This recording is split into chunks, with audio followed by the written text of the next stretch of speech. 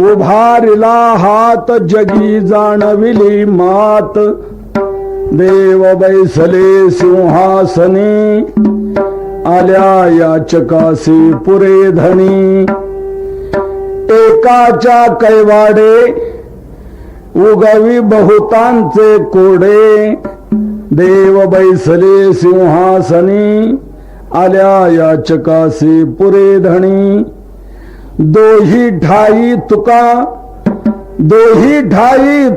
नाही पडो देत चुका देव बैसले सिंहासनी आल्या याचकासे पुरे धनी विठ्ठला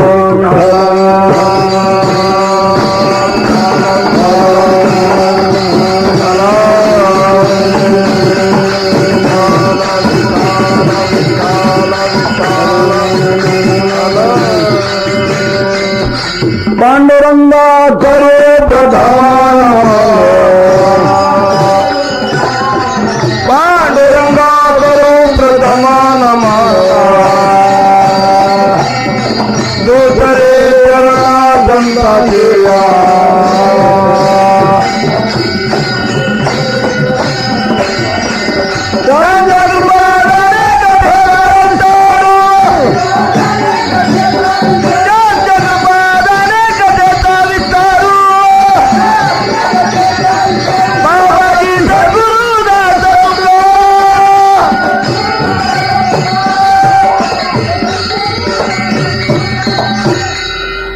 काय माझी वाणी मानेल संतांसी रंजवू चित्तासे आपुलिया योंत प्रवेश्य मम वाचमिमां सुप्तां संजीवयत्यखिल शक्तिधर स्वधाम्ना अन्यांश्च हस्तचरण श्रवणत्वगादीन् प्राणान्नमो भगवते पुरुषाय तुभ्यं आत्मारूप गणेश स्मरण सकळ विद्यांचे अधिकरण तेच वंदू श्री चरण श्री गुरूंचे ते नमस्कारुणी आता उभारला हात जगी जाणविली मात देव बैसले सिंहासनी आल्या याचकासे पुरे धनी प्रस्तुत सेवेकरता घेतलेला अभंग हा देहूचे प्रसिद्ध साधू संत हृदय सम्राट विश्ववंद्य विश्वसंत विश्वभूषण जगद्गुरु तुकोबाराय यांचा आहे. या अभंगातून तुकोबाराय सर्व जनतेला एका महत्वाच्या गोष्टीची जाणीव करून देतात. हा अभंग मी आज का घेतला त्याचं कारण आपल्या लक्षात आलं असेल. जगद्गुरु तुकोबाराय भूतलावर अवतीर्ण झाले ते जगाला सन्मार्ग दाखवण्याकरता. जीव रस्ता चुकलेले आहेत आणि योग्य रस्त्याचं ज्ञान हे संतांना आहे. जीव रस्ता चुकलेले आहेत असं म्हणण्यापेक्षा मला असं वाटतं उलट भाषा वापरावी. रस्ता जो चुकलेला आहे त्याला जीव म्हणावं. तो रस्ता चुकला म्हणूनच जीवत्वाला प्राप्त झाला. माऊली म्हणतायत जया विसराच्या देशी प्रसिद्धी गाय जीव ऐसी. तो विसरला म्हणूनच जीवत्वाला प्राप्त झाला. तेव्हा रस्ता जो चुकलेला आहे त्याला जीव म्हणावा. योग्य रस्त्याने जो चालतो त्याला साधक म्हणावा. योग्य रस्त्याने चालून जो मुक्कामाला पोहोचलेला आहे त्याला मुक्त म्हणावं. आणि इतरांना तो मार्ग दाखवण्याकरता जे येतात त्यांना संत म्हणा. संत हे रस्ता चुकलेल्या जीवांना सन्मार्ग दाखवण्याकरता अवतीर्ण होतात आणि याच उच्च कोटीतले संत श्रेष्ठ जगद्गुरु तुकोबाराय ते देखील या ठिकाणी आले. ते याच उद्देशाने आपला अवतार कार्य सांगत असताना त्यांनी ही स्पष्ट भाषा वापरलेली आहे. आमचं मूळचं स्थान वैकुंठ घर, परंतु ते सोडून आम्ही इथे आलो कशा करता. ऋषीमुनींनी जो पूर्वी मार्ग दाखवला त्याचं सत्यत्वाने आचरण करून दाखवून आड रानातून धावणाऱ्या जीवांना सन्मार्ग दाखवण्याकरता आम्ही इथे आलो, अशी त्यांची स्पष्ट भाषा आहे. आम्ही वैकुंठवासी आलो या ठिकाणी,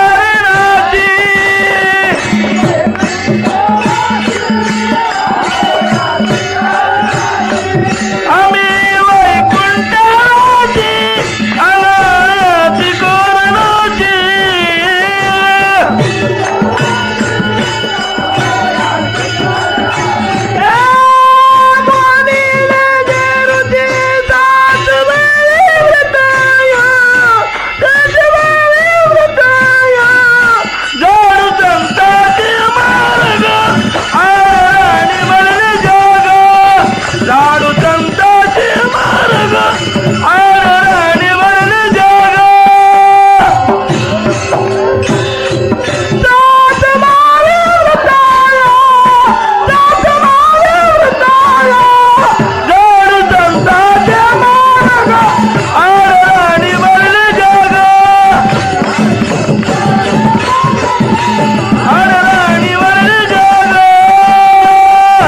आम्ही वैकुंठवासी आलो याची कारणासी, बोलिले जे ऋषी साच भावे वर्ताया, झाडू संताचे मार्ग आड राने भरले जग.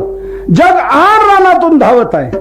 योग्य रस्ता त्यांना कळत ना, तो रस्ता दाखवण्याकरता आम्ही या ठिकाणी आलो ही भाषा वापरत आहेत. या जगती तलावर येणाऱ्यातला जर आपण प्रकार पाहू लागलो तर 3 प्रकार दिसून येतील.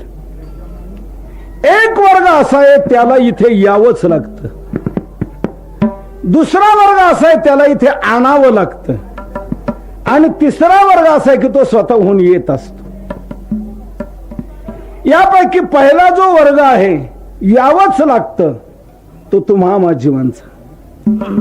तुम्हा मला इथे जन्माला यावंच लागतं, नाही म्हणून भागत नाही. का? कर्माची कमाई आपण भरपूर करून ठेवली म्हणून. ते कर्म भोग दिल्याशिवाय नष्ट होत नाही, म्हणून आपलं उरलेलं कर्म भोगण्याकरता आपल्याला इथे जन्माला यावंच लागतं.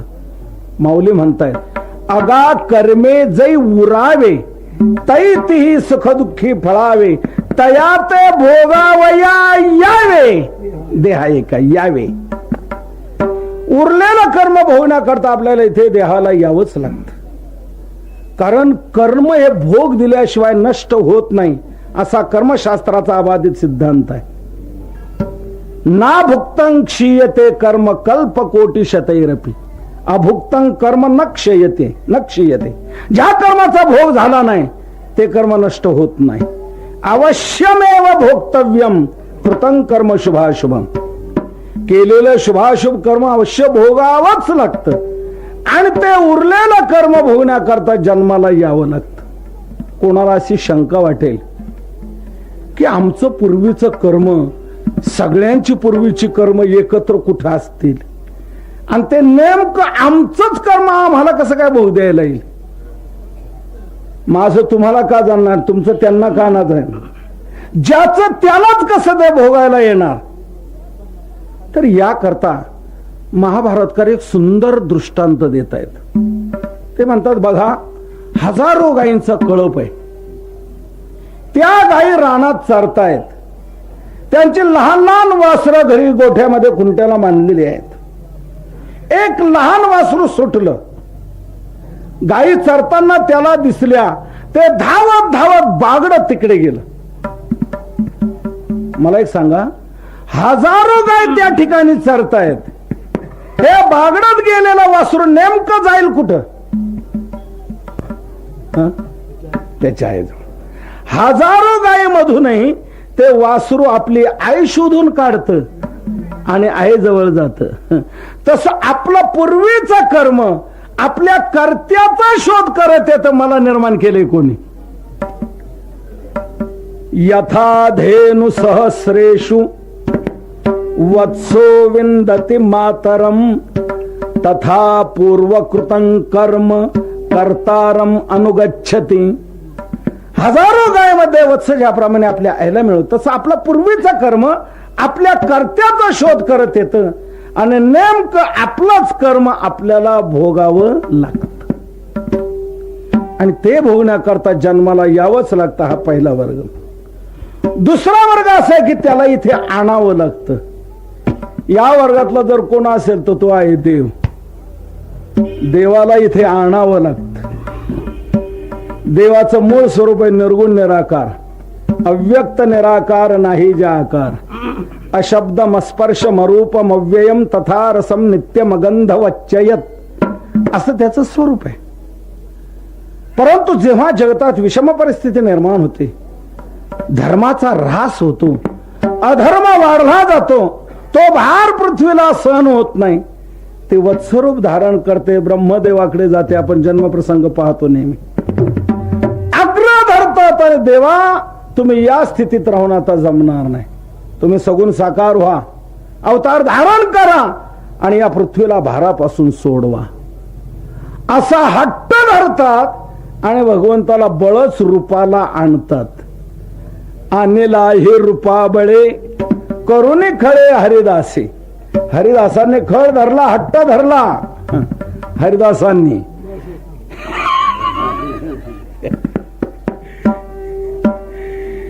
संतांच्या आग्रहाने हट्टाने देवाला यावंच लागत. म्हणून देवाला असं इथे आणलेलं आहे. अहो आपल्याला इथे पांडुरंग परमात्मा इथे जो प्राप्त आहे, हा काय सहज आला का? याला इथे आणण्याकरता पुंडलिकरायांना दीर्घकाल महान तपश्चर्या करावी लागली. म्हणून तर सर्व संतांनी अगोदर पुंडलिकाचे उपकार मानलेत की हे पुंडलिका तू फार चांगलं केलंय. धन्य पुंडलिका बहु बरे निदान निदे पंढरी, निदान निदे पंढरी.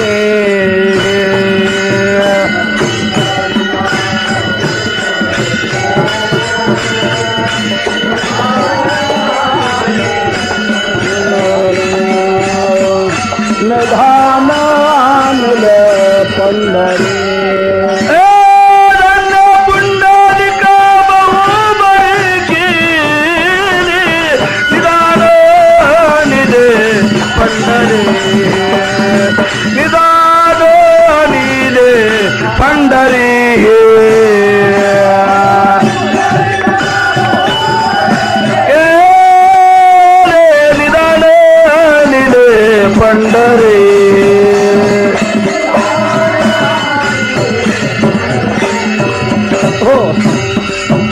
धन्य पुंडलिका बहु बरे केले, निधान आणिले पंढरी. आणिले शब्द प्रयोग आहे.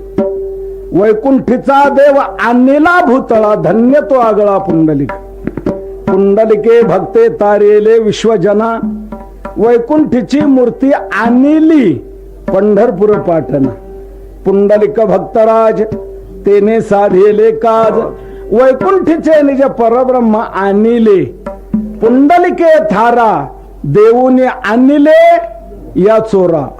असो कितीतरी प्रमाणात देता येतील की देवाला असं इथे आणलेलं आहे. आपल्याला एक गोकुळातली गंमत सांगतो. एक गवळण पहाटे जागी झाली.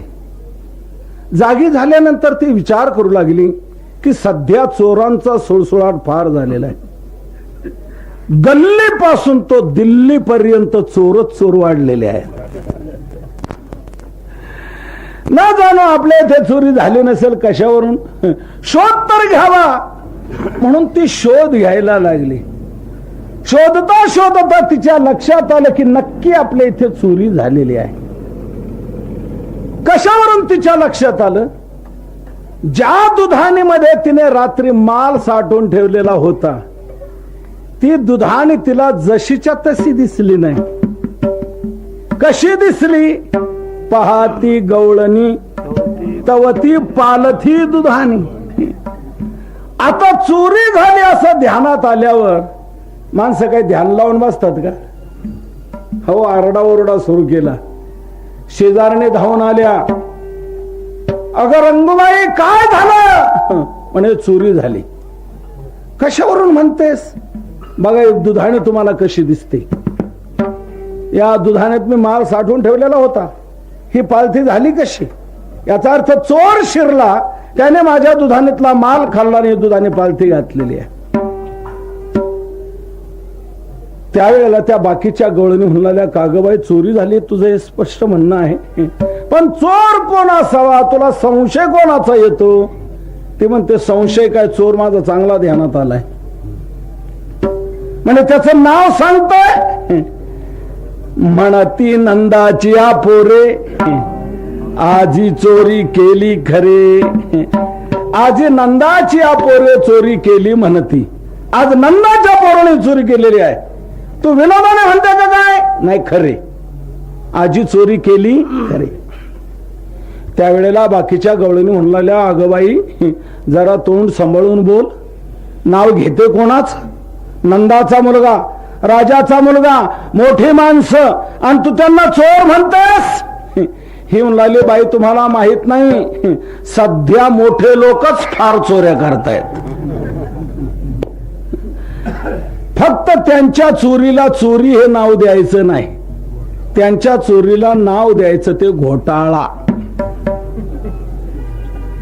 बोफोर्स घोटाळा, चारा घोटाळा, युरिया घोटाळा, शेअर बाजार घोटाळा, आत्ताचा ताजा ताजा मुद्रांक घोटाळा. त्या नंदाच्या पोराने चोरी केलेली आहे, अब्जावधीच्या कोट्यवधीच्या चोरी. दुर्दैव आहे, जोपर्यंत या देशात भ्रष्टाचार चालू आहे तोपर्यंत देशाचं भलं होणार नाही. विठ्ठल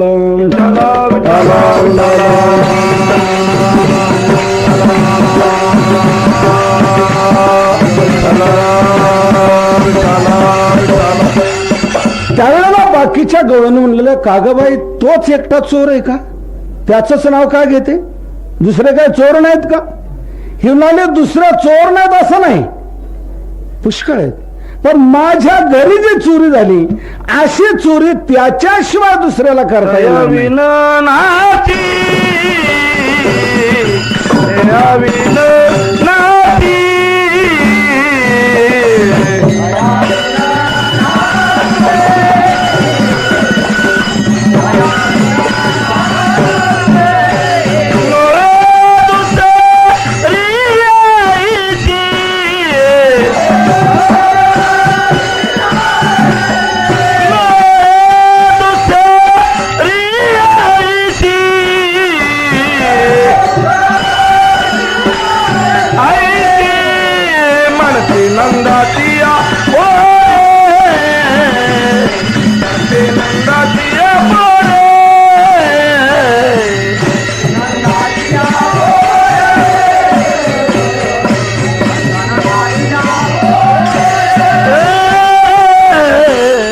त्यावी नव्हे नासी नव्हे दुसरिया ऐसी, त्याविना दुसरिया हे ऐसी नासी नाही, त्याच्याशिवाय दुसऱ्याला ही अशी नासाडी अशी चोरी करता येणार नाही.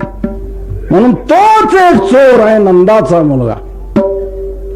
त्यावेळेला बाकीच्या गवळी म्हणलेल्या, अगं बाई आम्ही तर त्याचं वेगळं वर्णन ऐकतो, तो म्हणे निर्गुण निराकार परब्रह्म आहे. गोकुळासी आले ब्रह्म अव्यक्त चांगले, ब्रह्म आहे ते, निर्गुण निराकार परब्रह्म आहे. मग तो जर चोऱ्या करणार आहे तर ही पिढा तिकडच बरी होती ना निर्गुण निराकार स्थितीत. त्याला इथे आणलं कोणी? त्याला इथे कोणी आणलं हे ती शेवटच्या चरणात तिथे सांगते. सवे तुकया मेला तेने अगुना आणला. माझा आणला शब्दावर चाललेलं होतं. या अगुणाला म्हणजे गुणरहिताला निर्गुण निराकाराला त्याने इथे आणलं, सगुण साकार केलं, म्हणून त्याला चोरी करता येऊ शकली. म्हणून तोच एक चोर आहे.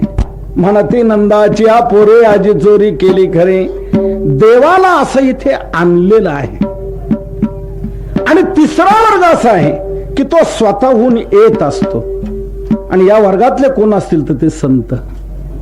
त्यांना तुमच्या आमच्याप्रमाणे जन्माला यावं लागत नाही का?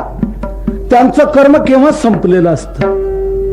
म्हणून कर्मानुसार त्यांना जन्म प्राप्त होत नाही, तर ते जन्म वाचून जन्म धारण करतात. केवळ तुम्हा मा जीवांचा उद्धार करण्याकरता अवतार तुम्हा धराया कारण उद्धरावे जनजड जीव. जड जीवांचा उद्धार करण्याकरता ते अवतार धारण करतात. येथे उपकारासाठी आले, घर ज्या वैकुंठी आले शब्द प्रयोग. शोधोनिया आले संत, हिताहित जगाचे. ब्रह्ममूर्ती संत जगी अवतरले, उद्धरावया आले दीन जना. आले म्हणण्यातून स्वेच्छा दिसून येते, आणलं म्हणण्यातून परेच्छा स्पष्ट होते, आणि यावं लागलं म्हणण्यातून अनिच्छा सिद्ध होते. विठ्ठल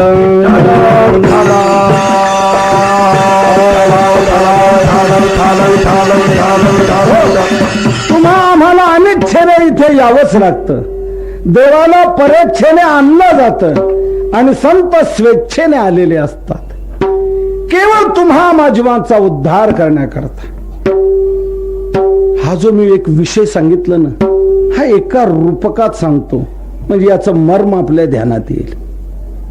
हे जगत आहे ना, जगत हे एक प्रकारचं कोर्ट आहे समजा, कोर्ट. आणि बघा, कोर्ट म्हटलं की कोर्टात 3 वर्ग असतात. पहिला वर्ग असतो कोर्टात तो आरोपीचा. आरोपीचा पहिला वर्ग का म्हटलं? कोर्टाची निर्मितीच त्याच्या करता आहे. आरोपीत जर नसते तर कोर्टाची काहीच गरज नव्हती. आरोपी आहेत म्हणून कोर्ट आहे. तेव्हा आरोपी जो कोर्टात दाखल झालेला असतो तो राजी खुशीने अक्कल हुशारीने का चला सप्ताह आहे म्हणून नाही, त्याला कोर्टात जावंच लागतं. आरोपी का ठरला त्याला कोर्टात जावंच लागतं. मग तो कोणी का असेना, माजी पंतप्रधान का असेना, आरोपी का ठरला की त्याला कोर्टात जावंच लागतं. हा एक वर्ग. दुसरा वर्ग असतो कोर्टात तो न्यायाधीशाचा. न्यायाधीश हा कोर्टात कशा करता, आरोपीचा आरोप जर सिद्ध झाला, तो पुराव्यानिशी जर सिद्ध झाला तर त्याला त्याच्या कर्माचं शासन देण्याकरता न्यायाधीश तिथे असतो. मग तो त्याच्या गुन्ह्यानुसार 5 वर्ष सक्त मजुरी आणि 50,000 रुपये दंड. आणि या दोघांव्यतिरिक्त तिसरी एक विशिष्ट व्यक्ती असते कोर्टात. कोण? वकील. हा वकील कोर्टात कशा करता, तर आरोपीचा आरोप सिद्ध होऊन न देता एनकेन प्रकाराने त्याची सुटका करणं हे त्या वकिलाचं काम असतं. वकील शेवटपर्यंत आटोकाट प्रयत्न करतो आणि त्या आरोपीची मुक्तता करतो. तसं हे जगत आहे एक प्रकारचं कोर्ट. तुम्ही आम्ही जीव आहोत या कोर्टातले आरोपी. आपण आपल्या कर्माचा झाडा देण्याकरता या जगदरूपी कोर्टात दाखल झालो. या कोर्टातला न्यायाधीश आहे परमात्मा. तो ज्याचं ज्याचं जसं कर्म असेल त्या कर्मानुसार त्याला फल देत असतो. आणि या कोर्टातले वकील आहेत संत. तुम्ही आम्ही ज्या वाया गेलेल्या केसी, आपला उद्धार कसा होईल, आपली सुटका कशी होईल, हे या संत रूपी वकिलांचं काम. मग ते शेवटपर्यंत आटोकाट प्रयत्न करतात आणि आपली मुक्तता करतात. मला एक सांगा, वाल्हा कोळी ही साधी वाया गेलेली केस होती, परंतु ही केस नारद रूपी वकिलांनी आपल्या हातात घेतली. काय झालं? वाल्ह्याचा वाल्मिक ऋषी बनवला, जगातला आद्य कवी केला. आणि त्याने जसं रामायण लिहिलं तसं रामाला वागावं लागलं, इतका निर्दोष बनवला. संत हेच कार्य हाती घेऊन या ठिकाणी आलेले असतात. याच उच्च कोटीतले संत श्रेष्ठ जगद्गुरु तुकोबारा ते हेच कार्य हाती घेऊन या ठिकाणी आलेले. आपलं प्रमाण होऊन गेलं. आलो याची कारणासे आलो म्हटलेले त्यांनी. उजळावया आलो वाटा, खरा खोटा निवाडा.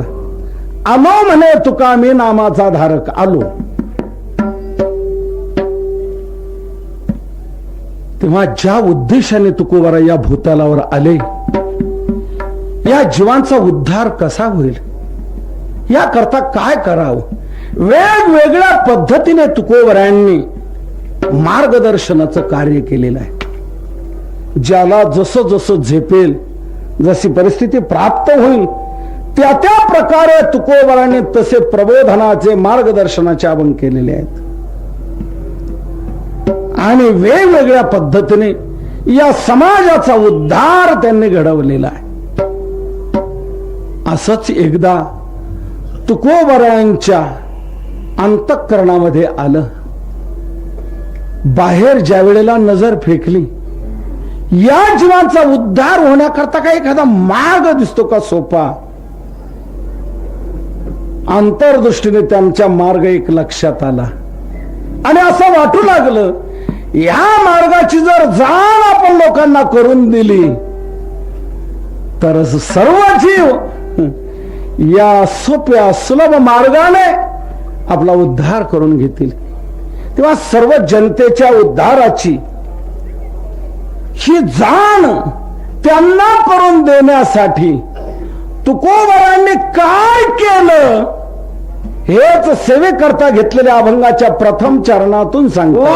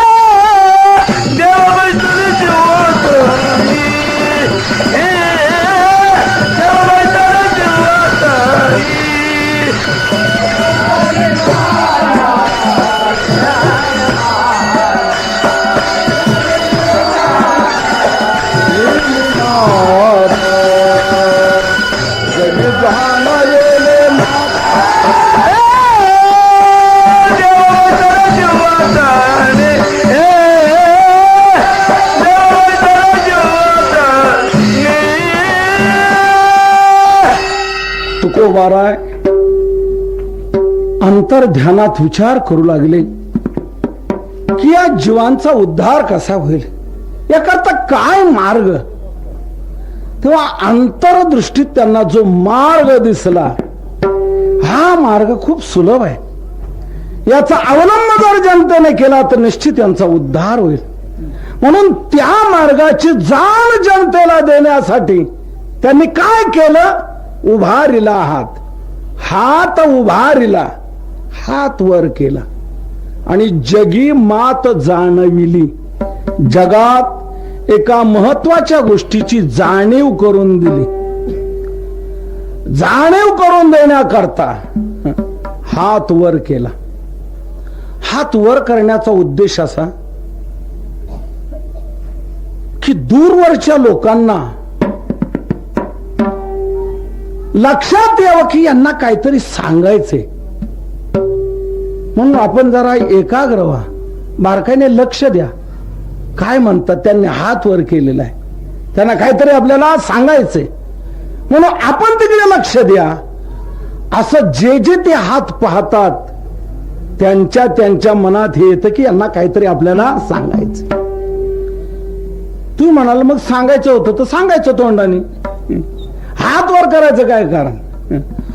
तर तोंडाने आपण जे बोललेलं ऐकू जे जात ते काही मर्यादित क्षेत्रापर्यंत,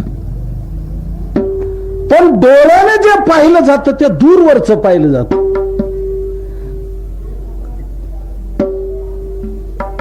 कानाची ऐकण्याची क्षमता जी आहे, जितक्या अंतरावरच कान ऐकू शकतो त्याच्यापेक्षा अधिक दूरच डोळा पाहू शकतो. म्हणून डोळ्याची पाहण्याची शक्ती अधिक दूरची आहे. कानाची शक्ती त्या मानाने मर्यादित आहे. कान अगदी जवळच ऐकू शकतो, पण डोळे मात्र खूप दूरवरच पाहू शकतात.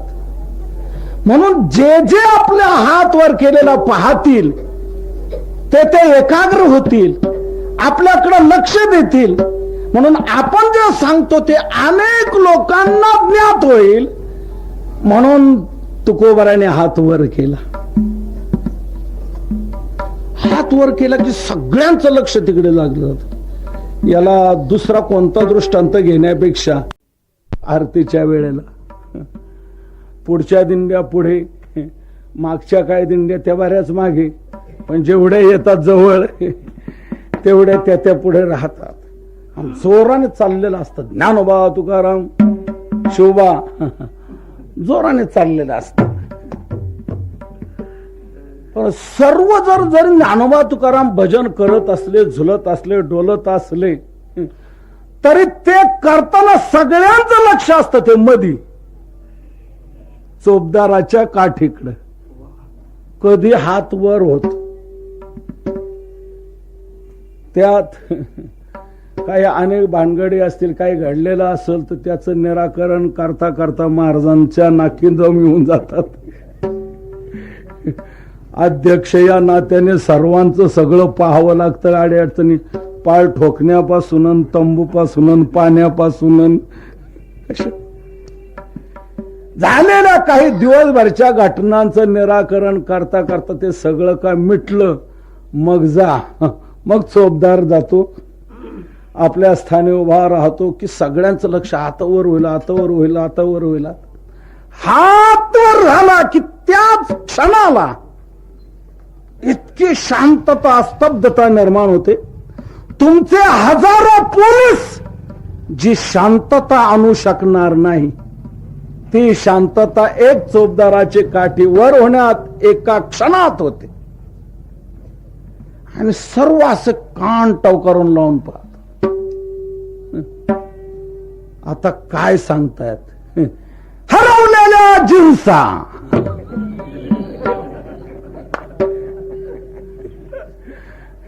आता हे सर्व आपण ऐकतो त्यामुळे सर्वांना सांगण्याची काही गरज नाही. आणि आलेल्या जिन्सा ज्याच्या हरवलेल्या असतात ते आपल्या हरवलेल्या यादीत आपलं नाव येतंय का पाहतो, ती वस्तू येते का ते आपापल्याकडे लक्ष देतात. आणि बाकी आम जनतेचं लक्ष शेवटच्या वाक्याकडे असत. उद्या सकाळी 6 का 6:30 का 7 की आरती ज्ञानराजा बर का, फक्त आरती तुकारामा नाही. विठ्ठला विठ्ठला विठ्ठला.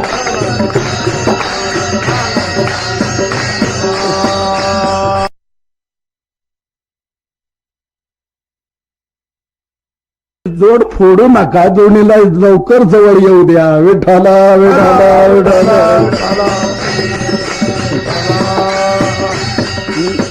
अध्यक्षांकडे आज विनंती करतो त्या दृष्टीने की या दृष्टीने काहीतरी प्रयत्न व्हावा, लवकरात लवकर याला यश यावं. सर्वांचं लक्ष तिकडे जात, म्हणजे हात वर केला की हजारो लोकांचं सारखं लक्ष तिकडे वेधलं जातं की काय सांगतायत. तुकोबारांनी हेच लक्षात घेतलं आणि सर्व जनतेच्या ध्यानात येण्यासाठी हात वर केला, उभारिला हात आणि काय केलं, जगी जाणविली मात. जगात एक महत्वाची गोष्ट तिची जाणीव करून दिली. जाणीव ही जीवनात अतिशय महत्वाची. नेणिवेतून अनेक अनर्थ निर्माण होतात आणि जाणीवेतून अनेक अनर्थ सुटतात. नेणीव ही जीवनात हानी करणारी आहे आणि जाणीव ही जीवनात लाभ प्राप्त करून देणारी आहे. तुम्ही बघा, अज्ञानातून अनेक अनर्थ आपल्या जीवनात निर्माण होतात. हो कसं काय मला कळलंच नाही हो, त्यामुळे असं झालं. न कळण्यातून किती आपली हानी होते हे प्रत्येक जण अनुभवतो आहे की न कळण्यात काय घडलं. म्हणून अज्ञानातून अनेक अनर्थ निर्माण होतात आणि ज्ञानातून जाणीवेतून अनेक अनर्थ सुटतात. काही माणसांना काही कळत नाही. काही कळत नाही म्हणजे काहीच कळत नाही. आपल्याला काय कळत नाही हेही कळत नाही. काही माणसांना आपल्या अज्ञानाचंही अज्ञान असतं. माणसाला निदान आपल्या अज्ञानाचं ज्ञान व्हावं. मला हे कळत नाही, निदान एवढं तरी कळावं की हे कळत नाही. पण काही माणसांना तेही कळत नाही आणि त्यामुळे त्यांच्या जीवनात अनेक अनर्थ निर्माण होतात, अनेक अनिष्ट गोष्टीला सामोरं जावं लागतं. तेव्हा जाणीव जीवनात होणं हे अतिशय महत्वाचं आहे. जाणीव जर असेल तर अनेक सुलभ मार्ग सापडतात. म्हणून ज्ञानोबरांनी जाणीवेला कर्माचे डोळे म्हटलेले. डोळे जसं डोळ्याने दिसतं तसं जाणीवेने काय करावं हे समजतं. विठ्ठल विठ्ठल.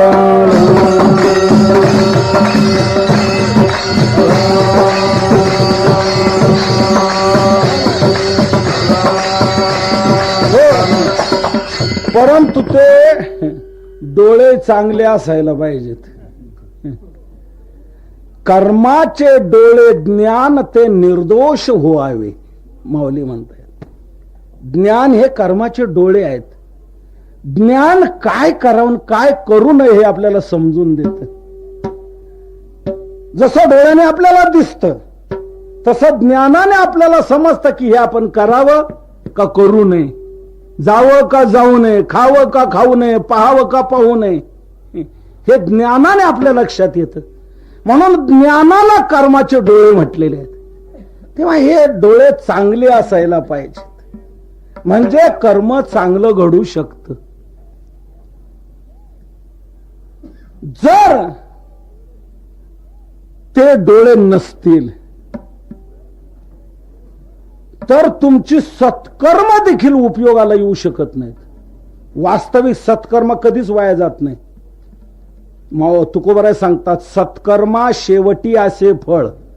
सत्कर्माला शेवटी फळ निश्चित आहे. सत्कर्म वाया कधीच जात नाही. परंतु जर ते सत्कर्म कसं करावे याचं ज्ञान नसेल, ही दृष्टी नसेल, तर तुमची सत्कर्म देखील तुम्हाला उपयोगाला येण्याऐवजी तुमची हानी करायला ती कारणीभूत ठरतात. सत्कर्म देखील वास्तविक सत्कर्म आपला घात कधीच करू शकत नाहीत. परंतु जर जाणीव नसेल तर सत्कर्म देखील आपल्या उपयोगाला येऊ शकत नाहीत. शास्त्री महाराज माऊलींचा दृष्टांत सांगतो. एका आंधळ्याने असा विचार केला, काय शासनाकडून आपल्याला सवलत आहे 1/4 मध्ये, आपल्याला कुठे प्रवास करता येतो, कुठे जाता येतं 1/4 तिकिटामध्ये. पण 1/4 तरी खर्च होतोच ना, खिशातले जातातच ना. तेव्हा यापेक्षा आपण एखादा दैवी उपाय करू की जेणेकरून आपल्याला खर्च कुठलाच राहणार नाही आणि आपण इष्टस्थळी पोचत जाऊ. विचारांती त्याच्या एक लक्षात आला मार्ग की आपण भगवंतालाच प्रसन्न करून घेऊ आणि देवाकडून गरुडाचे पंख मिळवू. गरुडाचे पंख का आपल्याला मिळाले कि मग किती आपण भरारी मारून कुठे जाऊ शकतो. म्हणून त्यांनी हा दैवी उपाय करायचा निर्णय घेतला आणि अनुष्ठानाला बसला. खडतर तप. भगवान प्रसन्न झाले. प्रसन्न झाल्यानंतर भगवान म्हणताय, सूरदास माग, तुला काय मागायचंय. सूरदास म्हणला, देवा तुम्ही प्रसन्न झालात, मी जे मागेल ते तुम्ही देणार, निश्चित जरूर देणार, तू जे मागेल ते देणार. तेव्हा आंधळा म्हणला, देवा मला तुम्ही गरुडाचे पंख द्या की जेणेकरून मला कुठेही संकल्पाप्रमाणे जाता येईल, कुठे उतरता येईल.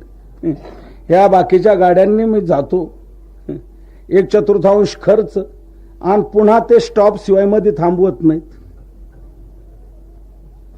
म्हणून तुम्ही मला गरुडाचे पंख द्या की मी कुठेही जाऊ शकेल आणि कुठे उतरू शकेल. एकदम नाथ चौकात ज्ञानोबरांच्या मंदिराजवळ, हंडे महाराजांच्या वास्तू जवळ, लगेच तिथे लगेच जळगावकरांचा मठ तिथं, गंगू काकाचा मठ तिथे, जिथे तिथे संकल्पाप्रमाणे लगेच मी तिथं जाऊ शकेल असे मला गरुडाचे पंख द्या. डिझेलचा खर्च नाही, किती भाव वाढले तरी काही परिणाम आपल्यावर त्याचा होणार नाही, खर्च काहीच नाही आणि वाटेल त्या ठिकाणी वाटेल त्यावेळेला आपण पोहोचू शकतो. म्हणून देवा मला गरुडाचे पंख द्या. देवाने तथास्तु म्हटला आणि गरुडाचे पंख त्याला दिले. पंख त्याला मिळाल्याबरोबर त्याने स्टार्ट करून पाहिले, जरा लगेच जरा हलायला लागला, म्हणे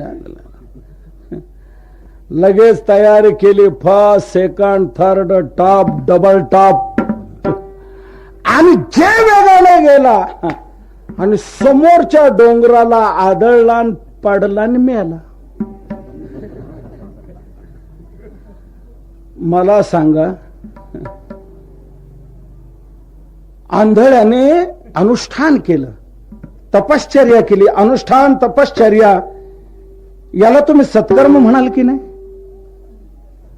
परंतु ते सत्कर्म करून भगवान प्रसन्न झाला, इतकं त्यानं खरं तर ते सत्कर्म केलं.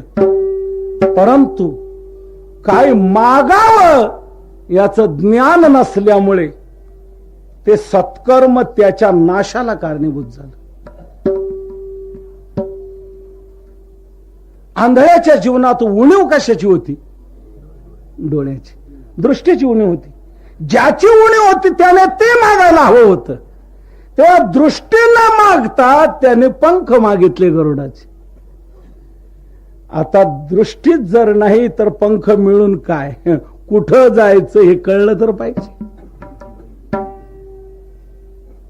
ते सत्कर्म त्याच्या नाशाला कारणीभूत झालं. माऊली सांगतात, आंधळे या गरुडाचे पाख आहाती, तरी ते कवणा उपयोगा जाती, तैसे सत्कर्माचे उपखे ठाती ज्ञाने वीण. विठ्ठल विठ्ठल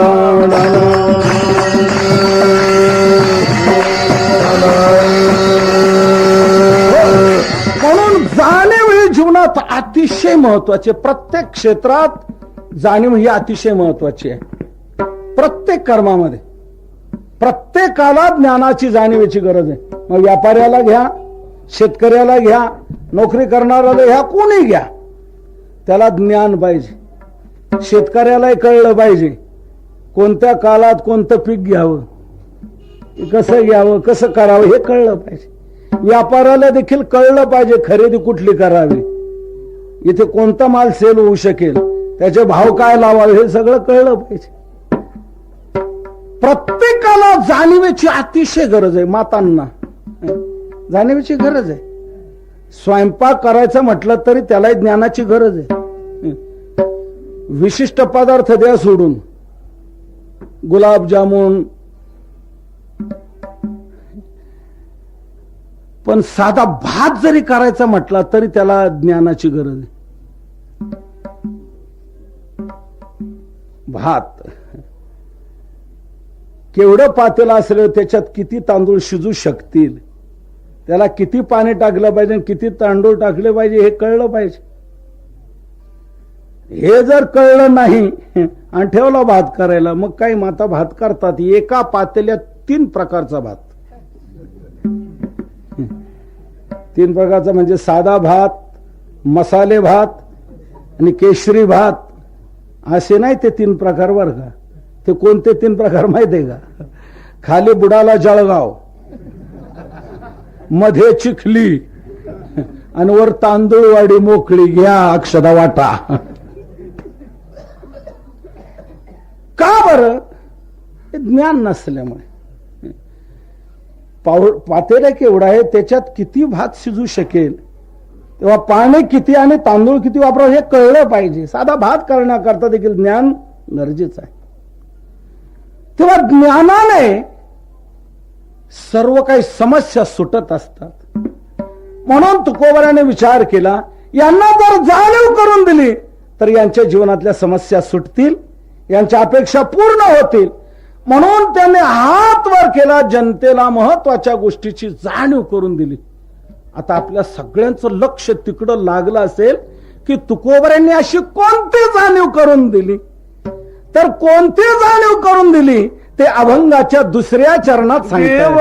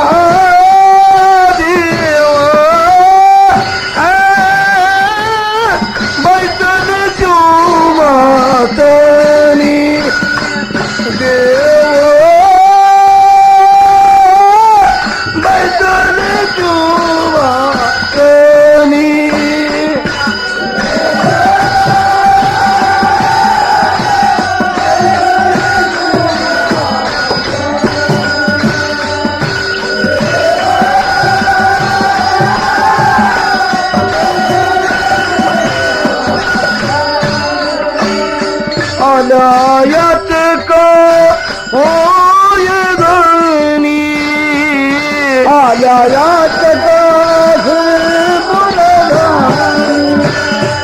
आलायात का होय धनी,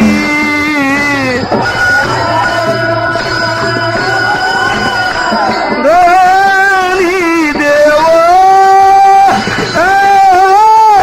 बैठली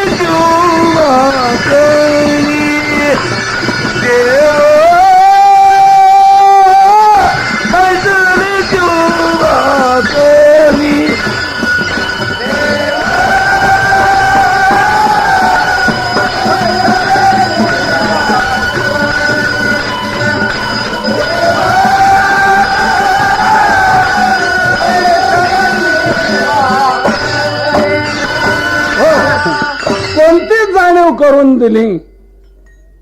इकडे सर्वांचं लक्ष आता लागलेलं आहे. तुकोबर आहे ते दुसऱ्या चरणात जाणीव करून देतात. अरे बाबांनो, देव बसले सिंहासने. देव सिंहासनावर बसलेले आहेत, सिंहासनावर आरूढ झालेले आहेत बघा. मग काय करा, तुम्ही जा, आम्ही जाऊ तिकडे. काही उपयोग होणार निश्चित. आल्या याचकासी पुरे धनी. जो याचक आलेला आहे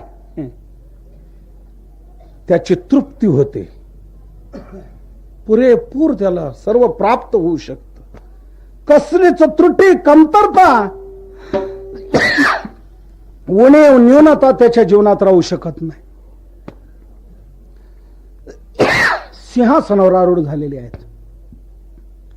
सिंहासनावर आरूढ होणं म्हणजे प्रजेच्या सुखदुःखाच्या विचाराचं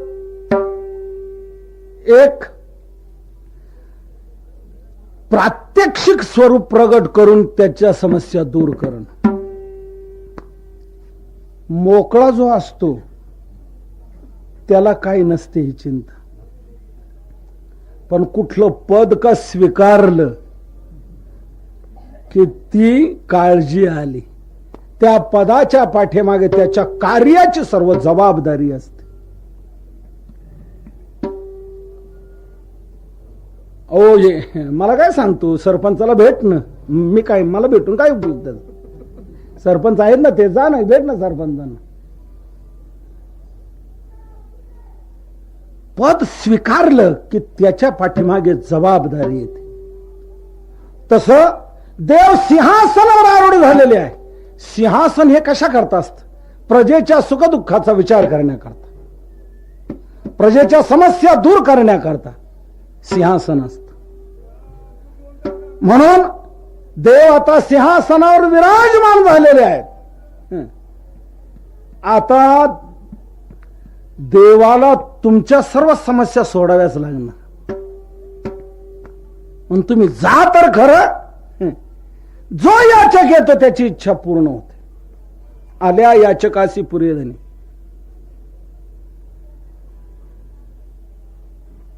पण पुढच्यांचा नंबर लागता लागता आमचं कधी लागेल, तोपर्यंत काय होईल ही मनात शंका आणू नका. जो सिंहासनावर बसलेला आहे तो समर्थ आहे, सर्व सत्ताधीश आहे. त्याच्याकडं कशाचीच कमतरता नाही, ती कधीच असू शकत नाही. समर्थाचे घरी सकळ संपदा नाही तुटी नाही तुटी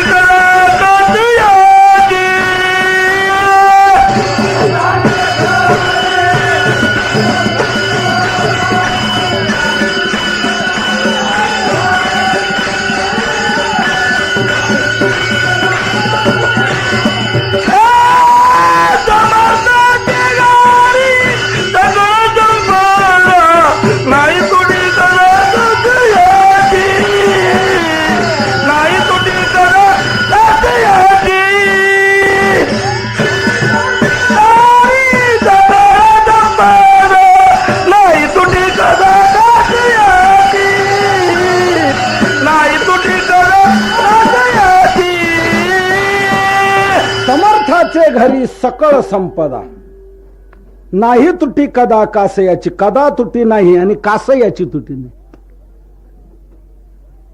जो ज्या वेळेला येईल त्याला त्या वेळेला सर्व काही मिळू शकत. अनेक जण याच्याकडे गेले, देवाने त्यांच्या सर्वांच्या इच्छा पूर्ण केलेल्या आहे. कोण बापाची मांडी मागायला गेलं, तो ध्रुव बाळक बापाची मांडी मागण्याकरता गेला. देव प्रसन्न झाले, माग तुला काय मागायचं ते. तो म्हणला मला बापाची मांडी हवी. देवाने विचार केला, याच्या म्हणण्याप्रमाणे याला जर मी मांडी दिली तर मांडी किती दिवसाची, बाप किती दिवसाचा आहे, याच्या तपश्चर्याचा काय उपयोग. आणि पुन्हा लोक काय म्हणतील. मागणार बालक होत, मागणाऱ्याला नव्हती अक्कल, पण देणाऱ्याला तर अक्कल होती की नाही.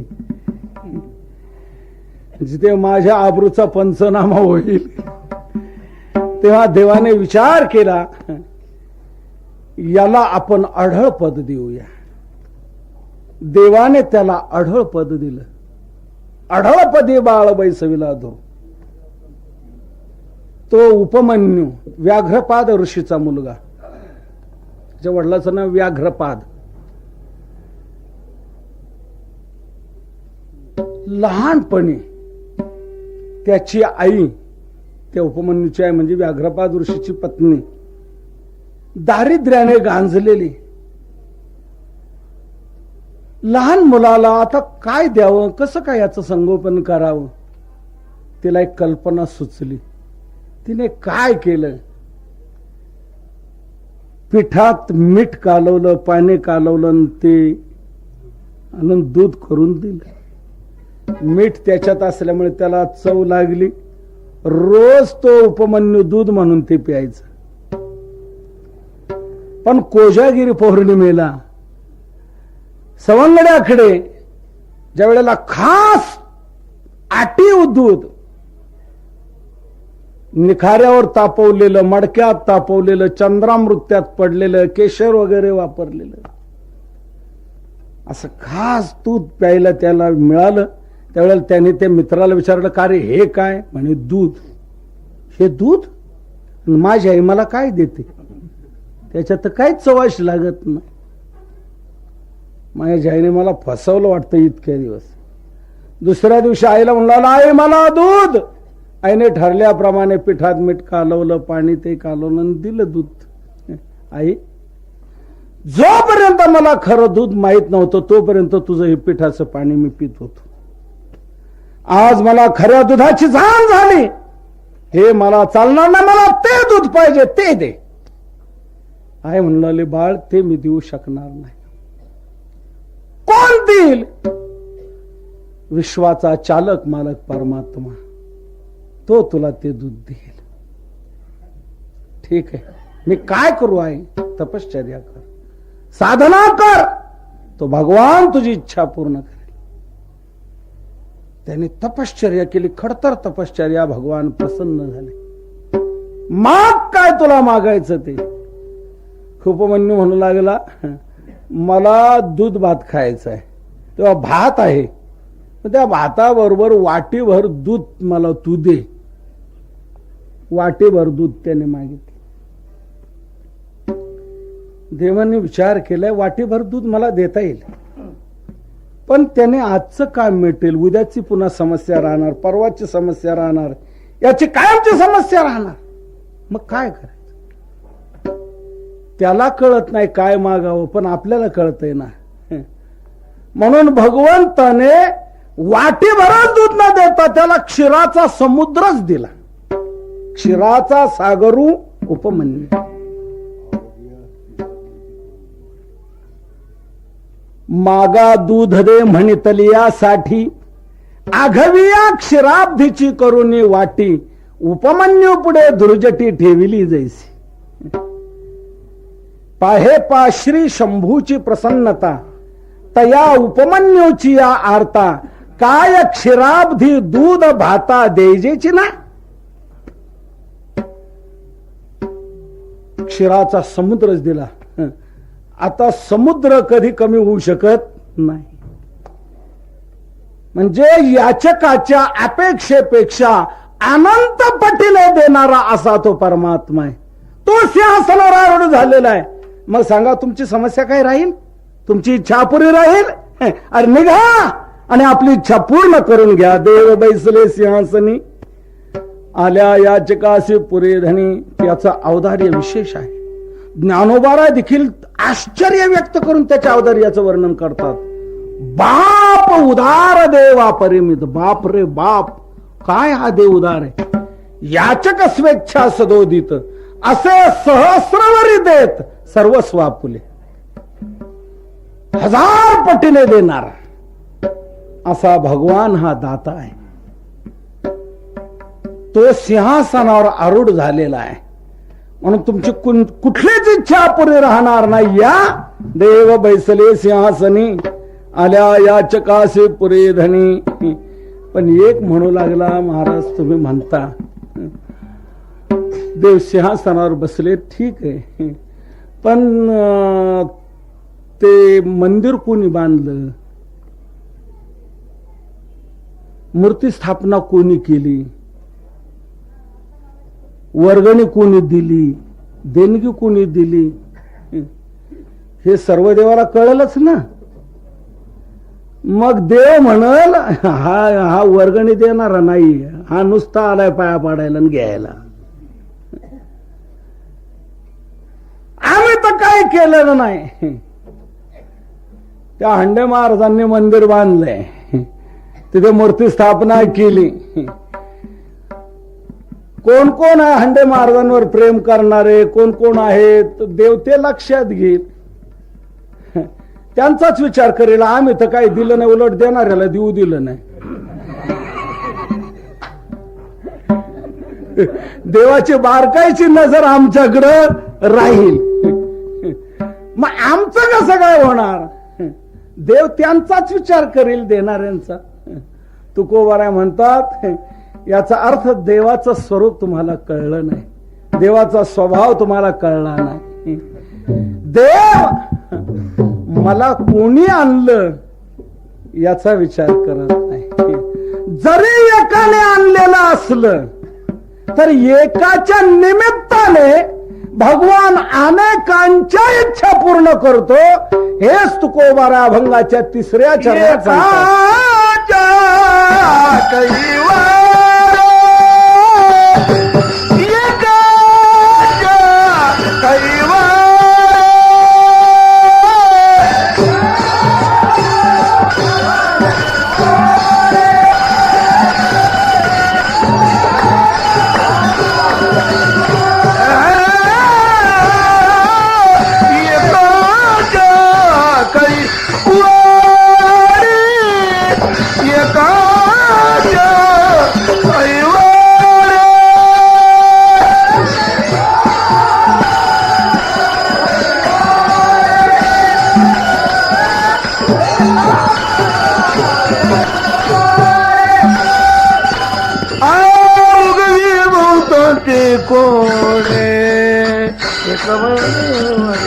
उगवे बहुताचे कोणे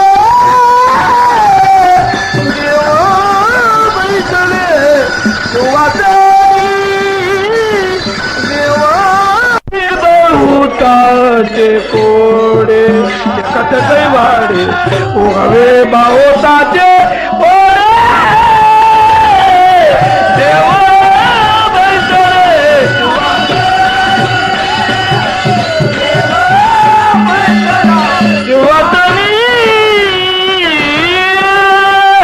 म्हणतात. देवाचा स्वभाव तुम्ही लक्षात घ्या, देव काय करतो हे लक्षात घ्या.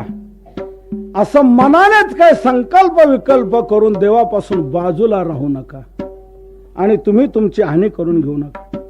भगवान असा आहे, जरी तो एका करता आलेला असला तर एकाच्या निमित्ताने अनेकांच्या इच्छा तो पूर्ण करतो.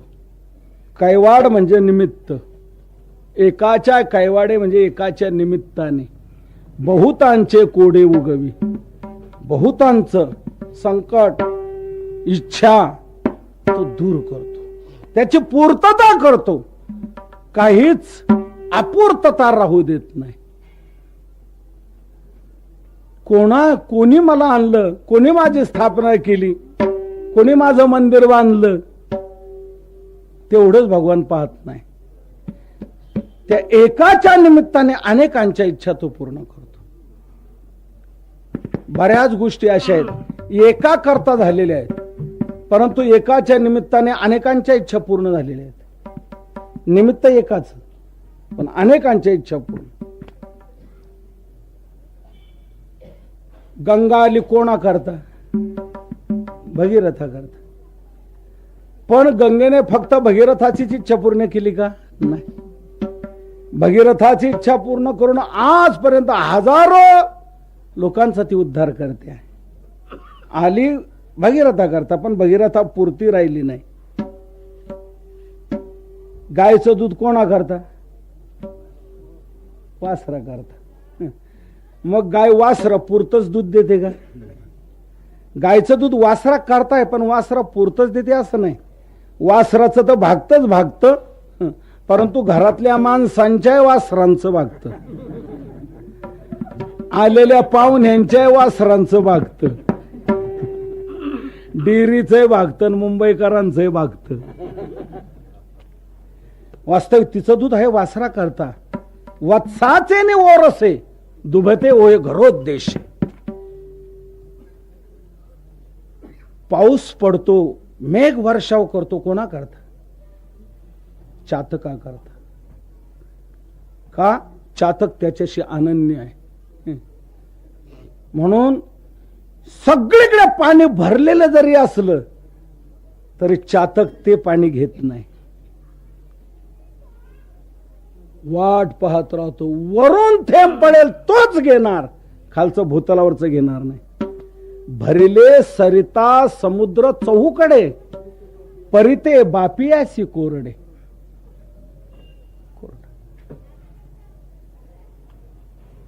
तो वाट पाहतो कधी मेघ वर्षाव करेल. मग मेघ वर्षाव करतो कोणा करता? त्या चातका करता. पण चातकाची एक नव्हे, मेघू पाणीसी धावे, तेथ चराचरा गवे निवाले जेवी. भगवंताने गीता सांगितली कोणा करता? अर्जुना करता. परंतु अर्जुना पुरतीच सांगितली का? नाही. अर्जुनाच्या निमित्ताने सर्व विश्वाचं, संसाराचं ओझ देवाने दूर केलेलं आहे. कैसा विश्वाची या कृपा करून महानंद सोपा, अर्जुन व्याजे रूपा आणला दे. अर्जुनाचे नि व्याजे गीता प्रकाशून श्रीराजे, संसारा एवढे थोर ओझे फेडिले जगाचे. झाले पांडवाचे निमित्ते जगदुद्धरण. निमित्त पांडव अर्जुन, पण विश्वाचा उद्धार. एकाच्या निमित्ताने अनेकांच्या इच्छा पूर्ण करणारा तो आहे. आपण कोणा करता आलो भगवान ते पाहत नाही, त्याच्या निमित्ताने इतरांची इच्छा तो पूर्ण करतो. एके ठिकाणी काय झालं, एक ब्राह्मण बुवा संध्या करण्याकरता गंगेवर गेले. राजा खूप हौसी होता. राजाने त्या गंगेवर सुंदर घाट बांधलेला होता आणि मधून मधून अशी सुगंधित झाडं लावलेली होती, वृक्षांची सुंदर सुगंधित फुलं असलेली झाडं. सगळीकडे सुगंध दरवळलेला. कुणी गंगेच्या तटावर बसावं, आनंद लुटावा, सुगंध घ्यावा, नामचिंतन करावं, साधना करावी, रमून जावं. राजाने ते केले. ब्राह्मण व संध्या करत होते. एक धनगरही आपल्या शेळ्या मेंढ्या घेऊन तिथे आला. पाणी पाजतो आहे, त्याचं लक्ष गेलं ब्राह्मणाकडे. तर ब्राह्मणाची संध्या चाललेली, त्याच्यात नेमका प्राणायाम चाललेला होता. प्राणायाम संध्येत प्राणायाम करावा लागतो. प्राणायाम संध्येतलं एक अंग आहे. प्राणायाम करण्याकरता त्याने असं नाग धरलेलं आणि या धनगराच्या ते डोक्यात काही उमगलं नाही. तो धनगर म्हणू लागला, चांगली चांगली शहाणी माणसं पण असा वेडेपणा का करतात तेच कळत नाही. ब्राह्मण चांगले नावाजलेले आणि खुशाल नाग धरले. इथं यांना कसली घाण येते. किती सुगंध दरवळतो आहे इथे, किती वातावरण प्रशस्त आहे या घाटावर, आणि यांना नाक का धरले. आणि यांना जाब विचारला पाहिजे. तुमच्या सारख्यांकडे पाहून इतरांनी चालावं आणि तुम्ही काय करता. पण म्हणे शेळ्या मेंढ्या लावून देऊन मग यांना भेटून मग निवांत बोल. शेळ्या मेंढ्या लावून तिकडून आला तोपर्यंत संध्या उरकली होती. ब्राह्मण पण निघाली होती. हा धावत गेला, भूदेवा वंदे कल्याणमस्तु. ब्राह्मणबाई एक विचारू का तुम्हाला? म्हणे विचार. तुम्ही शहाणी माणसं, चांगली माणसांना असा वेडेपणा का करतात तेच माझ्या डोक्यात केव्हापासून शिरले. म्हणजे काय वेडेपणा? आता नाक का धरलं होतं तुम्ही? कसली घाण येत होती तुम्हाला इथे? किती घाट प्रशस्त, किती सुगंध इथे दरवळतो आहे, आणि काय तुम्ही नाक धरलं होत? ब्राह्मणबाने विचार केला, मी संध्या करत होतो आणि संध्येमध्ये प्राणायाम हे एक महत्वाचं अंग असतं. ते प्राणायाम करण्याकरता मी नाक धरलेलं होतं. पूरक, कुंभक, रेचक हे सांगितलेले त्याला पटेल का? त्यापेक्षा तो लगेच गप राहिला असं उत्तर देऊ म्हणे आपण. म्हणून ब्राह्मण म्हणे काय दिलं उत्तर? अरे मला काही कळत नाही, मी काय वेड आहे? अरे कोणाला कळण्यासारखं आहे किती सुगंध इथे दरवळतोय, आणि मला ते कळत नाही. मग का नाक धरलं होतं? अरे नाक धरल्याने देव भेटतो म्हणून मी नाक धरलं होतं. मी काय वेड आहे? मला कळत नाही. नाक धरल्याने देव भेटतो असं बरोबर आहे बरं का, म्हणूनच तुम्ही नाक धरलं होतं.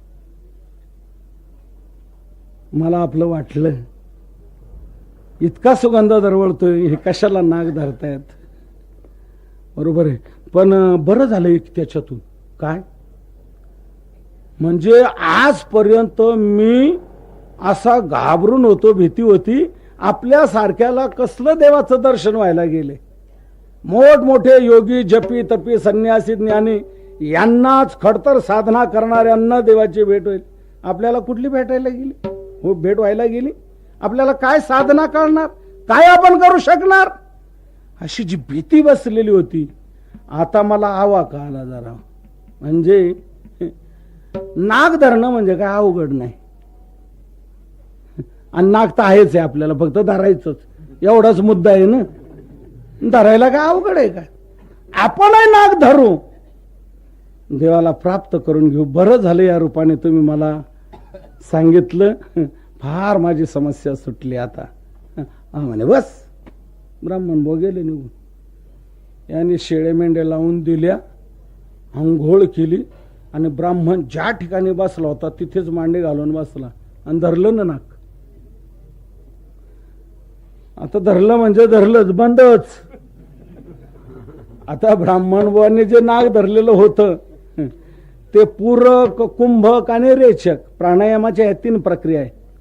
बाहेरचा श्वास आत घेणं याला म्हणतात पूरक. उजव्या नाकपुडीने तो श्वास आत घेणं याला म्हणतात पूरक. आत घेतलेला श्वास आत रोखून धरणं याला म्हणतात कुंभक. तितकाच काल तो आत राखून ठेवायचा, आणि त्याच गतीने पुन्हा तो डाव्या नाकपुडीने बाहेर सोडायचा याला म्हणतात रेचक. पूरक, कुंभक आणि रेचक. प्राणायाम हा अतिशय महत्वाचा आहे. प्राणायामाने आयुष्याची वृद्धी होते, आयुष्य वाढलं जातं. आयुष्याची गणना ही श्वासोच्छ्वासावर आहे. एका दिवसात 21,600 वेळेला श्वासोच्छ्वास होत असतात. किती? 21,600. आणि 21,600 वेळा श्वासोच्छ्वास झाले का तो एक दिवस, असं देवांचं गणित मोजमापाचं. आपलं 24 तास आपण म्हणतो, तर हे 24 तासांनी 21,600 याचा एक मेळ घालून दिलेला आहे. बाकी खरी आयुष्याची गणना ही श्वासोच्छ्वासावर आहे. म्हणून प्राणायाम जितका करू आपण, श्वास जितका रोखून धरू, तितका आपलं आयुष्य वाढत. म्हणून तर योगी लोक कितीतरी काल जगतात.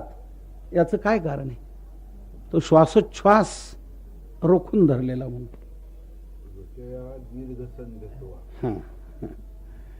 या दृष्टीने आयुष्याची वृद्धी होते. म्हणून पूरक, कुंभक, रेचक या पद्धतीने. पण याला काय, याचा कुंभकच. जे धरलं दोन्ही नाकपुड्यान बंद. बराच वेळ झाला, इकडं पहा तिकडं पहा, कुठून देव येतो, इकडून येतो का, इकडून येतो का, इकडून येतो. कुठूनच देव येताना दिसेना. कासावीस व्हायला लागला, व्याकुळ व्हायला लागले प्राण. डोळे चांदीचे व्हायची वेळ आली. पांढरे. आता मरतो, आता काय जगत नाही, मरतो मरतो. फटकन हात सुटला. तो लाला आपण म्हटलं सोपं, पण सोपं नाही बरं का, अवघडच आहे. मरायची पाळी आली होती म्हणतो, पण तरी देव काय भेटला नाही. पण म्हणे आपली चूक झाली, आपण हात सोडला. कदाचित शेटफळ पर्यंत देव आला असेल आणि आपण नाक सोडला, हात सोडला. आता देवाच्या लक्षात आला असेल यांनी ना हात सोडला, आता कशाला जा. देव परत फिरला असेल. पण म्हणे जाऊ द्या, झाली चुकी, एकदा घडलं. अजून आपल्याला आयुष्य आहे ना आपल्या हातात, अजूनही आपण धरू शकतो ना नाक. मात्र आता एक करू आपण, काय काही झालं तरी नाक सोडायचं नाही म्हणजे नाही. देव भेटल्याशिवाय हात बाजूला करायचाच नाही. काय होईल समजा देव नाही भेटला तर काय होईल? अहो मारू, यापेक्षा वेगळं काय होईल?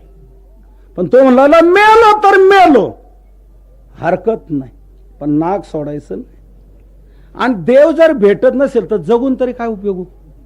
मला सांगा. देव जर भेटत नसेल जगण्यात तरी काय अर्थ आहे? त्यापेक्षा मेलेलं उत्तम. जगण्यात तरी काय अर्थ आहे देव जर भेटत नसेल तर? जे व्हायचं असेल ते होईल. देव भेटल्याशिवाय नाक सोडायचं नाही. निर्णय म्हणजे निर्णय. आणि पुन्हा बसला आणि धरलं नाक. व्याकुळ व्हायला लागला, प्राण कासावीस व्हायला लागले. मार, सोडणार नाही, देव भेटल्याशिवाय सोडणार नाही. देवा तुझ्या करता नाक धरले, मेलो तरी सोडणार नाही हे लक्षात घे. तू पहिलं सुटलं माझ्याकडून, आता सुटणार नाही. तू आल्याशिवाय सुटणार नाही. मेलो तर मेलो. बघ देवा तुझं काय ठरव, तू काय करायचं. इतकी दांडगी निष्ठा दिसल्यानंतर देव काय दूर आहे का? तुका म्हणे व्हावे देहासी उदार, रखुमा देवीवर जोडावे. देहासक्ती जिथे असते तिथे देव भेटू शकत नाही. ज्या वेळेला देहावर आपण उदार होऊ त्याच वेळेला देव आपल्याला भेटू शकतो. म्हणून याने निर्णय धरला की बस देव भेटल्याशिवाय नाक सोडायचं नाही. देवा तुझ्या करता मरणार आणि मेलो तर तू नाही भेटला म्हणून मेलो. हा शेरा तू भेटल्याशिवाय सोडणार नाही. ती खडतर स्थिती दिसल्यानंतर देवाला यावंच लागलं. देव आले, पुढे प्रगट झाले. भक्ता मी आलेलो आहे, डोळे उघड, बघ मी देव आहे. देव मी भेटावं म्हणून तू नाक धरलं ना, मी देव आलो. देव त्याने असं डोळे उघडून पाहिलं. तुम्हाला असा असतो काय देव?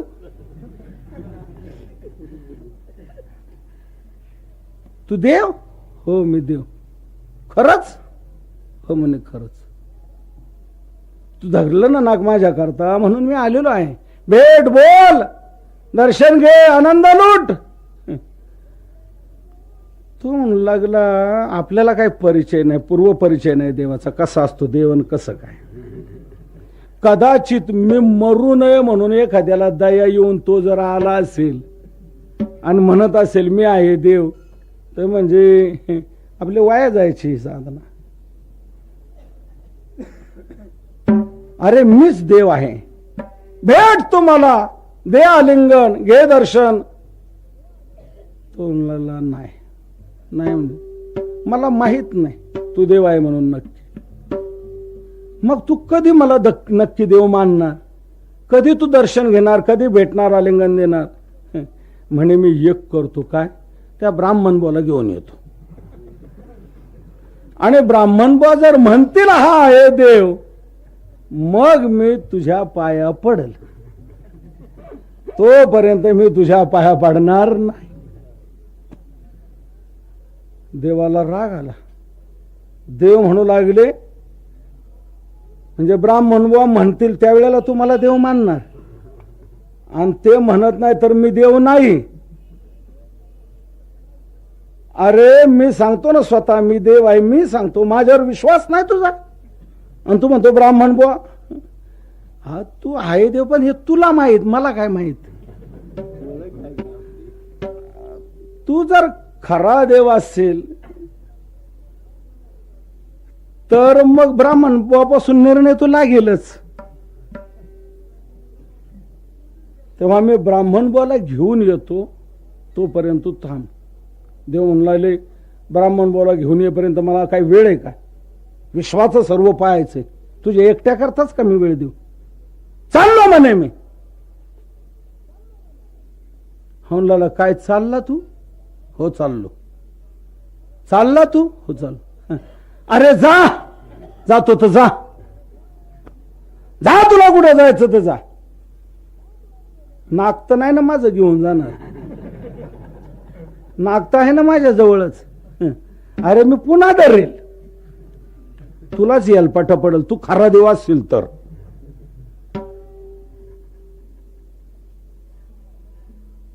अरे पण तू आता जायचं, तू ब्राह्मण बुवाला घेऊन यायचं, तोपर्यंत मी थांबायचं.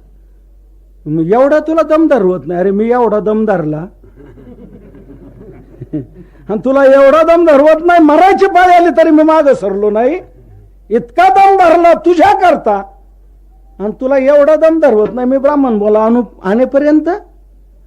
आणि जायचं असेल तर जा, नागता आहे ना माझ्याजवळ, तुलाच यायला पटा पडेल. आणि तू खरा देव असेल तर जाणार नाही. बस इथं मी येतो ब्राह्मण बुवाला घेऊन. देऊन लागले काय तुला उपाय सापडलाय कोणाच ठाऊक. जा बाबा जा, थांबतो मी इथं, ये घेऊन ब्राह्मण. हा गेला. ब्राह्मण बुवा चला, ब्राह्मण बुवा चला. काय रानात देव आलाय, चला सांगा तो खरंच देव आहे का, म्हणजे मला पाया पडायला. ब्राह्मणाच्या काही लक्षातच येईना असं काय म्हणतो. अहो तुम्ही मगाशी ना म्हटलं का नाक धरल्याने देव भेटतो. मी धरलं ना नाक, आणि आलाय देव. मग ब्राह्मण बुवाच्या लक्षात आलं मग अशी आपण विनोद केला त्याचं हे परिणाम स्वरूप झालेलं आहे. पण आता त्याची बतलावणी करायला पाहिजे, असं सोडून देता येणार नाही. ब्राह्मण बुवा म्हणला आलाय देव, हो काय हरकत नाही, चाल मी येतो. जर काय तिथे देव नसला तर बघ मग माझ्याशी गाठ आहे, नसला तर नसला, नागता आहे ना माझ्याजवळ, पुन्हा धरेल. तर बघा देव येतो की नाही. तुम्ही मला उपाय दिला, खरोखर खूप जहाल उपाय आहे. देवच आला, मी धरलं नाग. तेव्हा तुम्ही चला सांगा. ठीक आहे चाल. जवळजवळ आल्यानंतर ब्राह्मण म्हणतात का रे कुठे देव? तो बघा, तो बघा देव, तो बघा देव. धनगराला देव दिसतो पण ब्राह्मण बोला देव दिसत नाही. ब्राह्मण म्हणला काय रे लबाडा, फसवतो का काय, भ्रमिष्ट झाला काय, कुठे रे? अहो तो काय आंब्याजवळ. कुठे? ब्राह्मण बोला दिसत नाही. धनगर म्हणला ब्राह्मण बा तुम्हाला अलीकडे दिसायला कमी पडलं का काय? अहो हा काय देव, काहीच दिसत नाही. जवळ गेले, धनगराने देवाचा पाय धरला. हा बघा पाय, हा बघा हात, हे बघा डोकं, हा बघा देव. धनगराला सगळे अवयव लागतात पण ब्राह्मण बोला काहीच लागत नाही हाताला. हात आरपार जातो इकडून तिकडे, काहीच नाही. ब्राह्मण म्हणतात कुठे रे? हा बघ कुठे देव. लबाडा फसवतोस काय? धनगर म्हणला देवा तुला काही विद्या येते का रे? मला दिसतो, ब्राह्मण बोला का दिसत नाही? दिसतो की नाही त्याला बोल का धरू ना. देऊन लागले काय तुला उपाय सापडलाय कोणाच ठाऊक. तुला तर मी भेटलो, तुला तर दिसलो, तू म्हणतो यालाही दिसायला पाहिजे. भगवान म्हणतायत तुझी जशी दृढता आहे, तुझी जशी निष्ठा आहे, तुझी जशी एकविधता आहे, तुझा जसा हा कणखरपणा आहे तसा ब्राह्मण बुवाच्या ठिकाणी नाही. त्यांची तशी निष्ठा नाही म्हणून मी त्यांना दिसू शकत नाही. ते चालणार नाही, दिसायलाच पाहिजे, दर्शन द्यायलाच पाहिजे. त्यांनी देव मानला तर मी तुला देव म्हणल आणि मग तुझ्या पाया पडल. दिसतो की नाही बोल का धरू नाक. देव म्हणतात काय उपाय सापडला तुला कोणाच ठाऊक. धनगरा एक लक्षात घे, तुझी जशी एकविधता, निष्ठा आहे, दृढता आहे तशी नाही. म्हणून माझं दर्शन त्यांना होऊ शकत नाही. पण तुझा आग्रहच आहे तर तुझ्या करता मी त्यांना दर्शन देतो. पण तू त्यांच्या मस्तकावर हात ठेव म्हणजे माझ्या दर्शनाची त्यांना योग्यता येईल. धनगराने ब्राह्मणबाच्या मस्तकावर हात ठेवताच कसा बिजलीसारखा संचार झाला काय की भगवंताचं यथार्थ श्रुतीत पुराणात जसं वर्णन केलेलं तसा भगवान दिसू लागला.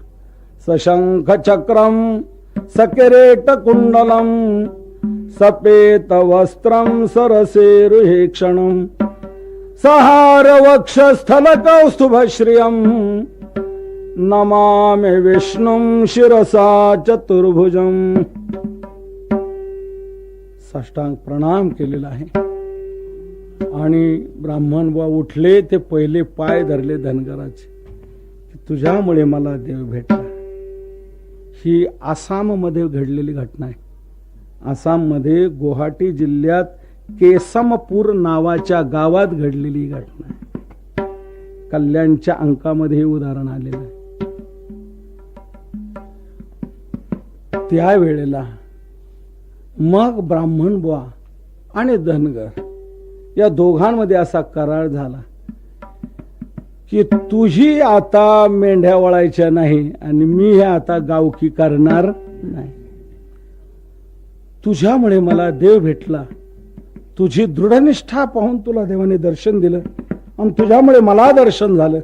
आता हेच दृढनिष्ठा आपण संपूर्ण जनतेला सांगू, त्याला या गोष्टीची जाण करून देऊ म्हणजे जनताही या उपायाचा उपयोग करून भगवंताचं दर्शन घडवतील.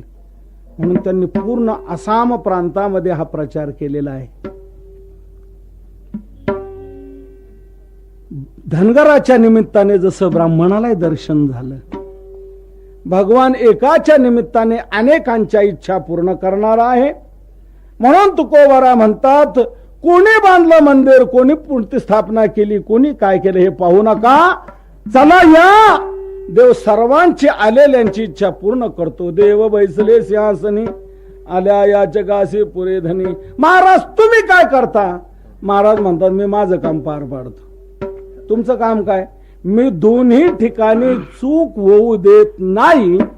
हे तुकोबरा भंगाच्या शेवटच्या चरणात सांगताय. दोही ठाई तुका, दोही ठाई तुका,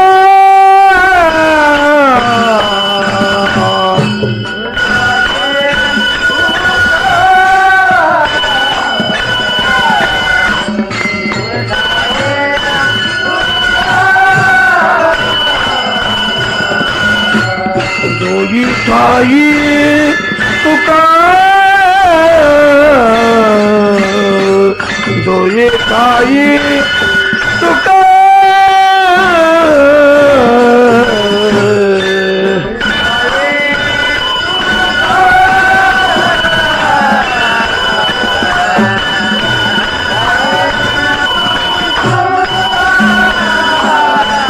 नाही पडो देत चुका,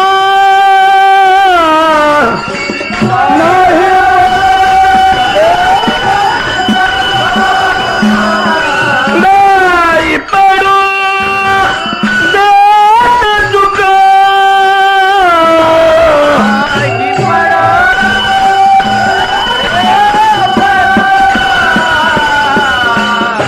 जेव्हा बैसले तेव्हा तरी, तेव्हा बैसले तेव्हा तरी,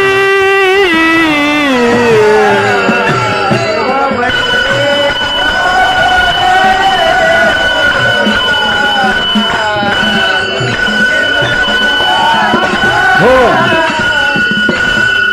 ढोबार घुमाए विठो पार घुमाए, विठो पार घुमाए, विठो पार घुमाए, विठो पार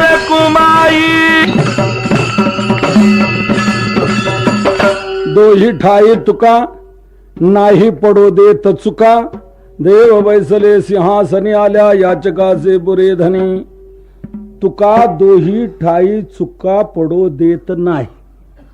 तुकोबारा म्हणतात मी दोन्ही ठिकाणी चूक होऊ देत नाही. दोन्ही ठिकाणं कोणती?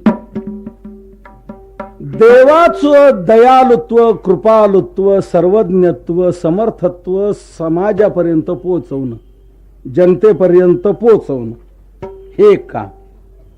की परमात्मा असा आहे, तो सर्व व्यापक आहे, सर्वांतर्यामी आहे, कृपाळू आहे, दयाळू आहे. तुम्ही बाबांनो त्याचं का भजन करत नाही? कारे नाठविसी कृपाळू देवासी पोषितो जगासी एकला. तो एकटा सर्व जगाचं भरण पोषण करतो, तुम्ही का त्याचं भजन करत? असं देवाचं कृपालुत्व, दयालुत्व जनतेपर्यंत पोहोचवणं ही एक बाजू. आणि दुसरी बाजू जनतेच्या उद्धाराचं साकडं देवावर टाकणं. देवा, आम्ही गावोगाव प्रचार दौरा करतो आणि सगळ्यांना सांगतो पंढरीसी जारे आल्या नो संसारा दिनाचा सोयरा पांडुरंग वाट पाहे उभा भेटीची आवडी कृपाळू तातडी उतावी. या प्रकारे आम्ही जनतेला सांगत असतो. त्यामुळे जनता हौसे नवसे गौसे असे कोण कोण येईल इकडं काय सांगता येत नाही.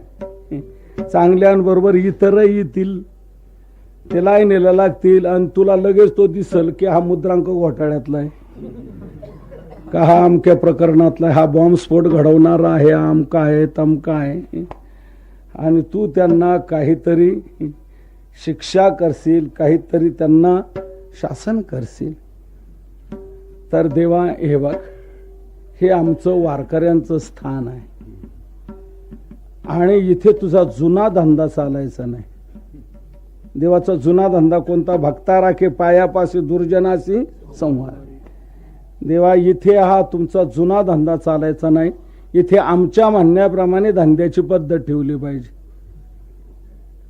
आम्ही ज्यांना ज्यांना हुसकून तुझ्यापर्यंत आणू, मग ते कसे असोत, त्यांचा तो उद्धार केला पाहिजे.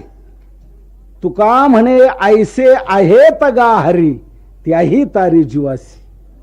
असे आहेत काही, त्यांना तू तारलं पाहिजे. कसे असे ना, पण तुझ्यापर्यंत आणलेलं आहे ना आम्ही त्याला. तुझ्यापर्यंत आल्यानंतर तो वाया जावा, तू त्यांचा उद्धार करायला पाहिजे. कुणी असो कशी असो. म्हणून पुंडलिकरायाने देवाला हेच म्हटलं, मूढ पापी जैसे तैसे उतरी कासे लावून. हा जैसे तैसे शब्द फार महत्वाचा आहे. देव फार सापड काढणार आहे. त्या हिरण्यकश्यपूने काय काय मागणी केली होती, पण देवाने त्याच्यातूनही सापड काढून त्याला संपवलं. तसा देव म्हणेल हा मूढही नाही, हा पापी नाही, याचा आम्ही उद्धार करणार नाही. म्हणून पुंडलिकाने असा शब्द ठेवला, जैसे तैसे. ते जसे असतील तसे, कसे